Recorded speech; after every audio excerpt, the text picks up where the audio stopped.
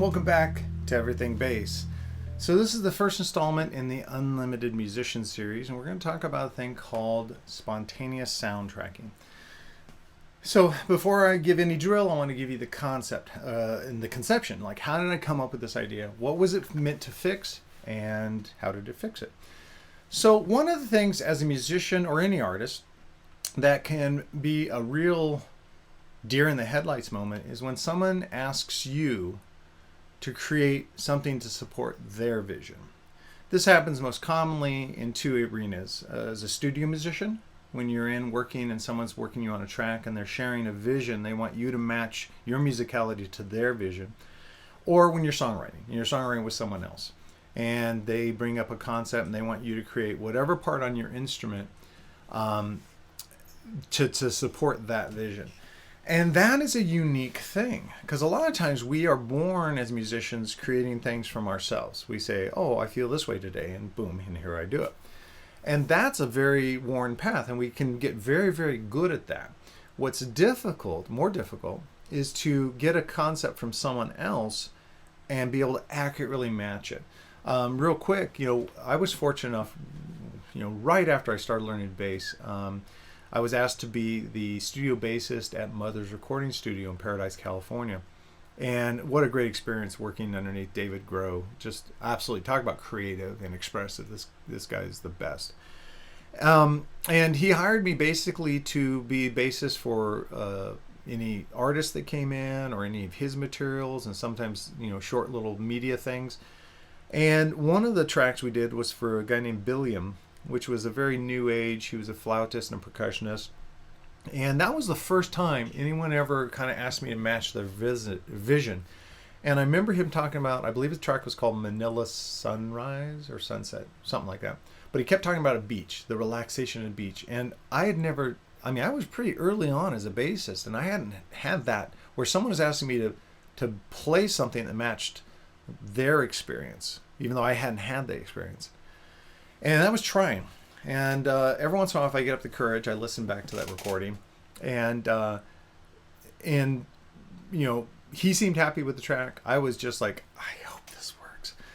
But fast forward to when I was working on the book Creative Explorations, I started thinking about how can musicians or artists of any kind develop the ability to take their craft and match it to someone else's vision. And one of the things that came up was spontaneous sound tracking. This is also one of my absolute favorite things to do. So here's the rough idea, the outline of what it is. Turn on any kind of video. You could just stream stuff off of YouTube, turn on the news, turn on whatever, anything. It doesn't really matter what the content is. And turn the volume off. And take your instrument. You might hear me just say bass because that's my history, but it can be anything. And watch what's going on the screen and try to react to it and play something that matches that. You're creating a soundtrack spontaneously. Now, it might take some getting used to, because you might be playing along and going, this is silly, this is stupid, I don't know, or what this is a dog walking along a beach. I don't know. I'm a cat person. Whatever it might be. Start just throwing things out. Because again, it's an exercise. And, remember the mantra is creativity is a muscle. The more you use it, the stronger it gets. So don't judge your results on your first experiment. Keep at it. That dog walking on the beach, look at the rhythm of the gait. Look at how fast the dog is walking. Maybe set that up as a sample tempo. And, kind of just get a tempo going,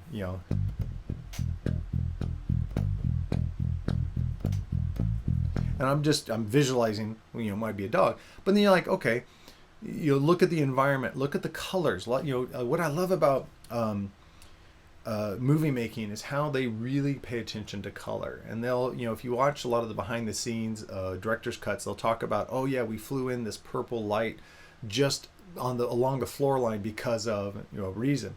So looking sometimes at the colors and seeing if that can match. One of my favorites at the time when I developed this, Desert Storm was going on. So CNN, everyone had CNN on. And a lot of times when you're doing like sessions, you get done and you can go out to the lobby area and there's TVs up and stuff, but you might be just done with that track. You can't leave quite yet. They'll say, just hang out, we're going to come get you, and they're listening to tracks, seeing if they want anything done. And so it's a good chance for you to kind of, use the bathroom, take a break and stuff. But what I love to do is plug into practice amps and turn the volume off and watch these images on CNN and try to create something to it. And there'd be cool little jam sessions that would come out of it once people realized what I was doing. So, so a couple of hints I can give you. If you're doing spontaneous soundtracking, it's cool if it's something you can pause and rewind. That's why in the current, I used to talk about when I wrote the book about VHS. That's how old I am. But in the current technological boon that we're having, even just being able to go on YouTube or a streaming service, you can pause and fast forward and rewind. And that's brilliant because let's say, and this I think you should kind of be stoked about. I am constantly stoked about it. Is I'll put something on I don't know anything about. I'll put on a movie that I have no interest in like going and seeing a theater. I'll just put it on because I don't have any preconceived idea. I don't know the marketing. I don't know what it's about. And I'll turn the volume off and I'll start just kind of playing and trying to match what I see on the TV. And if I get skunked, there's something going on and I'm like, I have no idea what's going on here. Then stop, rewind, turn the volume up, listen to what they put in. And you might find at times they didn't put any sound in. And maybe that's why, maybe the scene didn't really necessarily need it. Or better yet, could you come up with something? Now, there are some movies out there, especially found footage films, which are really in the horror genre, which might not appeal to you. But like if you watch the Paranormal Activity series, you can leave the volume up. Because with the exception of some really low pads of really low notes, there's no soundtrack.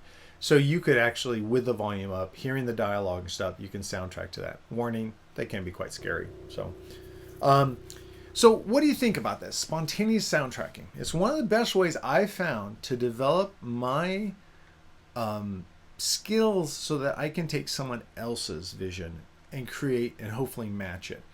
It takes a little time, but it's fun time. I would put this at the end of your standard practice.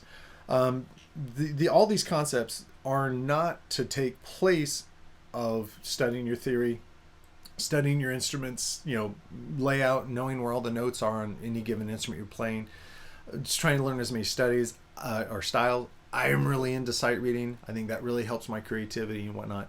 But put this at the end because you're really warmed up. You're also a little mentally tired.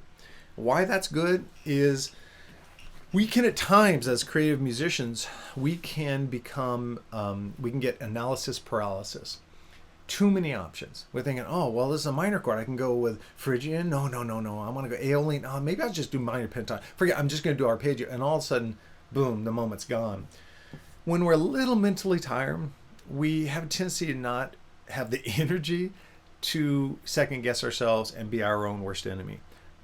It's so meditative to put on something and just kind of soundtrack to it, and don't put any kind of goals like, oh, I'm going to do this. I'm going to write the greatest thing ever, and I'm going to come out with 3 new ideas for solo bass or 3 new guitar chord progressions. No, don't put any expectations, because then you start to feel pressure and you start not really just getting into the vibe. Just throw something on, play to it. Recently, a friend of mine pointed out that there were some really great videos on YouTube where it's just someone walking around a city somewhere in the world, exploring Manila, exploring Morocco, exploring France. And there's no soundtrack because it's just a guy with a camera or a girl with a camera walking through. And I'm intrigued. I'm going to be soundtracking to those, to what, can I get the spirit of the city? So there's just tons. This is also where I'd like to crowdsource some ideas. Like, try it out, and if you had a really great experience, in the comments below, mention what you were soundtracking to. If you say, oh, I was soundtracking to this comedy, or I was soundtracking to, give as much info so we can maybe try it ourselves. If you run into problems, if you're saying, hey, this isn't working for me, I don't know why, I just stare at the screen, let me know there. Perhaps I can give you some workarounds and some, something like that first domino to fall. This is addicting. It's relaxing. It's a wonderful stress reliever. So there's a lot of benefits to this. But really, the main goal is that you'll become better and better at taking someone else's input, someone else's vision, and be able to match your musicality to it. And that will make you really in demand as a session player and as a hired gun. All right.